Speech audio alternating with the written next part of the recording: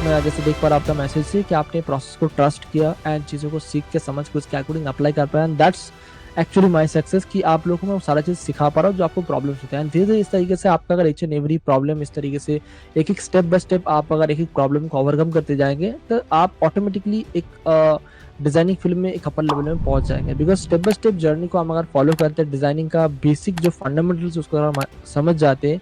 कि कैसे डिजाइन बन सकते हैं। एंड सबसे इंपॉर्टेंट चीज आपको ऑलवेज ऑलवेज ऑलवेज ध्यान रखना है कि डिजाइने बनाने के टाइम अपने आप को थोड़ा सा ओपन माइंड रखना है कि कैसे आप अपना डिजाइन को बना सकते हैं, या तो उसका फाइनल आउटकम देने के लिए क्या प्रोसेस को फॉलो करना है, वो टोटली डिपेंड करते हैं आपका इंटेलिजेंस के ऊपर। बिकॉज मैंने आपको देखिए ईच एंड एवरी डिजाइन में, चाहे आपका मोटिव क्रिएशन हो, चाहे पैटर्न डिजाइनिंग हो, सलवार सूट हो, दुपट्टा हो, कुर्ती हो, each and every dress designing में, पैटर्न डिजाइनिंग में आप लोगों को मैं डिफरेंट डिफरेंट प्रोसेस बताऊँ। इवन जो मैं 2 साल पहले 1 साल पहले प्रोसेस फॉलो करता हूँ, वो प्रोसेस को भी मैं डेली बेसिस में अपग्रेड करने को करता हूँ। बिकॉज अल्टीमेटली हमारा काम ऐसा होना चाहिए कि हम डिजाइनिंग फील्ड में जो भी काम करें या जो भी काम हम प्रैक्टिस करें, हमारा ऑलवेज ये इंटेंशन होना चाहिए कि हम अपना काम को कैसे फास्टेस्ट तरीके से करें एंड उसमें रिजल्ट हम एकदम अच्छा लाएं। तो उसके लिए क्या क्या टेक्निक हमें फॉलो करना चाहिए, उसमें शॉर्टकट क्या हो सकता है, हमारा काम में और परफेक्शन कैसे ला सकते हैं, एंड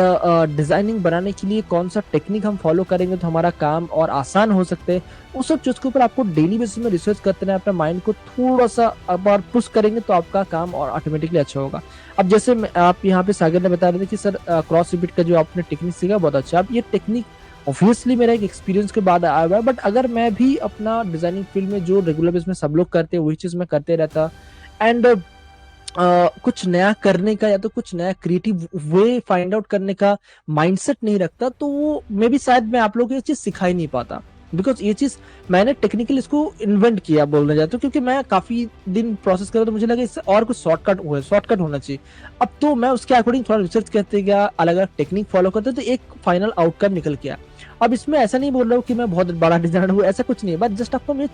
माइंडसेट समझाने की कोशिश कर रहा हूँ कि आपको अपना डिजाइनिंग में ऑलवेज इस तरीके को फाइंड आउट करना जरूरी है कि आप जब भी डिजाइनर बनाओ, चाहे पैटर्न बना रहे हो, चाहे ड्रेस बना रहे हो, चाहे कोई मोटिव बना रहे हो, आपको ऑलवेज से फाइंड आउट करना जरूरी है कि आप अपना काम को और कैसे बेटर, फास्टर एंड परफेक्शन के साथ कैसे कर सकते हो। उसके लिए क्या टेक्निक फॉलो करना है, क्या तरीका फॉलो करना है, वो आप अपने आप को ऑलवेज पुश करते रहिए। एंड उसके लिए डेफिनेटली हमारा क्लासेस है जिसमें आपको मैं हर एक टाइप का डिजाइनिंग में अलग अलग टाइप का टेक्निक फॉलो कर प्रोसेस बताता हूँ। अब उस प्रोसेस से आप ये समझने का कोशिश करिए कि डिजाइने बनते कैसे, मोटिव को क्रिएट करते कैसे, एक ड्राइंग करते कैसे, एंड वो प्रोसेस अगर आप समझ जाए तो आपको हर डिजाइनिंग में हर टाइप का जो आप डिजाइन मोटिव क्रिएट करने जाएंगे उस टाइम वो प्रोसेस काम आएगा। आपका माइंड भी एक अवेयरनेस आता है अपना माइंड में कि हम ये तरीके से भी कर सकते हैं, ये तरीके से भी कर सकते हैं, इसका और भी कोई नया प्रोसेस हो सकता है। अदरवाइज क्या होता है, हम माइंड को एक जगह पे जाकर ब्लॉक कर देते हैं कि नहीं यही एक पारंपरिक तरीका है एंड इसी से हम कर सकते हैं, यही डिजाइनिंग है। It's not like that guys. Always हम अपना आप को थोड़ा सा कुछ क्रिएटिव वे पे सोच सकते हैं जिसमें अपना काम को और फास्टर एंड बेटर कर सकते हैं, एंड यही माइंडसेट आपको बिल्ड करना जरूरी है। एंड इसके लिए मैं आपको ये सारा चीजें बताया बिकॉज ये इंपॉर्टेंट है कि जो आप लोगों को सिखाओ वही चीज सीख के आप आगे बढ़ो, ऐसे जरूरी नहीं है। आप अपने आप को भी थोड़ा सा फोर्स करिएगा कि और आप बेटर कैसे कर सकते हैं। That's the thing. ओके।